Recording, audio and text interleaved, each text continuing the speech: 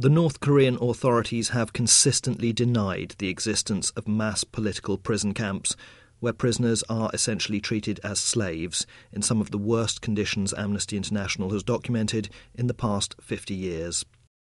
A comparison of the latest images with those from 2001 shows significant increases in construction, agriculture and mining within the camps.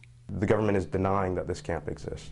We know this camp exists. We know where it exists. The fact that we would have to rely on satellite imagery just to dispel the government's assertions that these camps don't exist is testament really to the scale of the human travesty that might be going on inside.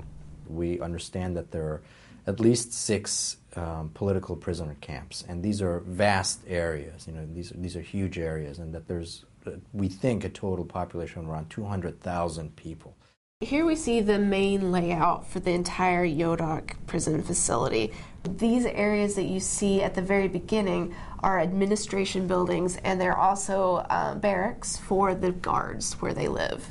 Particularly, we've seen the growth in this first area that you're entering the camp in, but there's also been some growth in other areas. The camp spreads up along 2 river valleys, and so there has been growth in roads going in both of those directions. So this prison camp is actually in a valley. How large is this prison camp? This covers about 90 square kilometers total. That covers this whole Very region. little is known about these camps because very, very few people have left them. Most of the camps are called total control zones, and the people who are there are kept there for life, almost always without any proper trials. Frequently, family members are incarcerated, detained, simply because somebody else in the family did something offensive. Jong Kyung-il was arrested on suspicion of spying in 1999 and detained in Yodok camp for 3 years. 그리고 제가 지금 RMB가 대한민국에서 해 넣은 거예요. RMB가 다 부서졌어요 그때. 그리고 비둘기 고문이라고 수갑을 이렇게 뒤로 채워가지고 거꾸로 이렇게 매달아놔요. 앉지도 서지도 못하게. 그게 1시간도 아니고 뭐 이틀이면 이틀, 3일이면 3일 연속적으로 그렇게 매달아 놓으면 사람이 가는 게 낫겠다. 뭐 밖에 나가서 죽든 살든 밖에 나가는 게 낫겠다 하고 인정해버리고 강압에 못 오게서 인정했고 실제는 간첩이 아닙니다. 예, 하루 가제라고 하게 되면 김맥이 아시죠? 박김맥이. 하루 가제가 1인당 350평이에요. 350평으로 매야만이 밥을 다 주지.